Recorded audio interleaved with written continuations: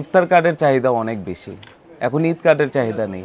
ঈদ কেউ উদযাপন করে না, সবাই রোজাটাকে উদযাপন করে।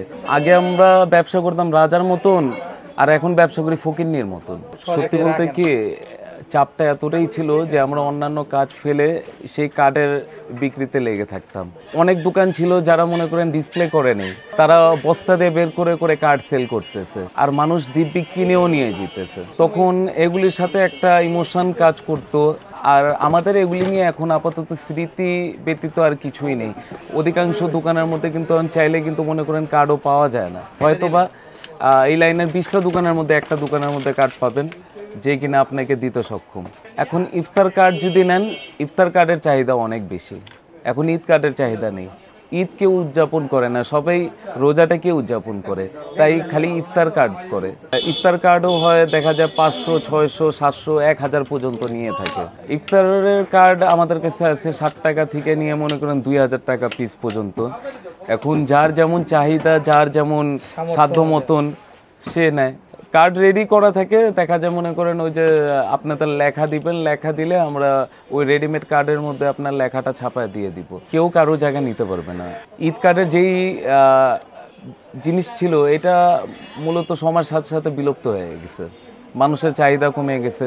আর এখন বন্ধুকে চাইলেই মনে করেন হোয়াটসঅ্যাপ অথবা ইমো বা আদার কোনো অ্যাপের মধ্যে যে কোনোভাবে যোগাযোগ করতে পারবে, কন্ট্যাক্ট করা পসিবল। কিন্তু আগে আমরা দেখা গেছে একটা ফ্রেন্ডের সাথে মিট করতে গেলে আমাদের অনেক দূরে যেতে হইতো, অনেক সময় সাপেক্ষে ছিল, তাদের সাথে দেখা সাক্ষাৎ করা এতটা ইজি ছিল না, যেই কারণে আমাদের ভালোবাসাটা ছিল। এখন প্রযুক্তি আমাদেরকে যতটা কাছে নিয়ে গেছে, আমরা মনের দিক দিয়ে একজন আরেকজন থেকে অনেক দূরে চলে গেছি।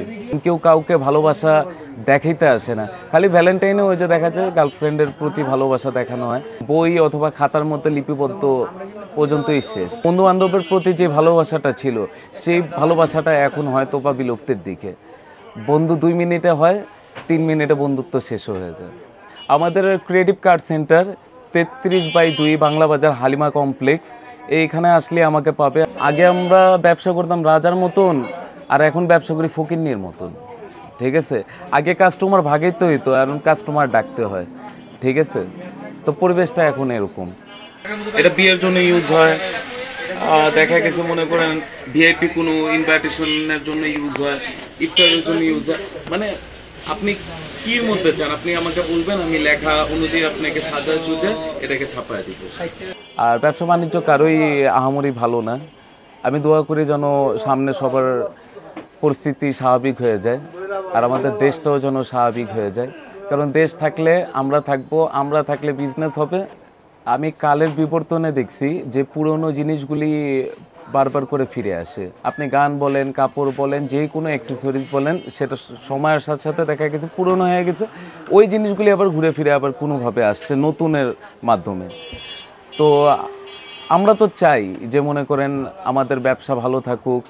আমাদের ব্যবসার সাথে কিন্তু অনেক ব্যবসা জড়িত, যেমন গোল্ড, যেমন আপনার ক্লথ, এর পাশাপাশি অনেক কিছু আছে।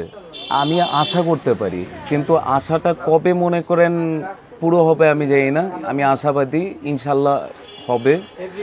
আর মূলত সময়ের সাথে সাথে আরও নতুন নতুন কিছু কার্ড আসছে। মানুষের মন মানসিকতা অনুযায়ী এখন দেখা গেছে আগে বক্স কার্ডের প্রতি চাহিদা ছিল, এখন কার্ডের প্রতি চাহিদা হইল সিঙ্গেল পেজ।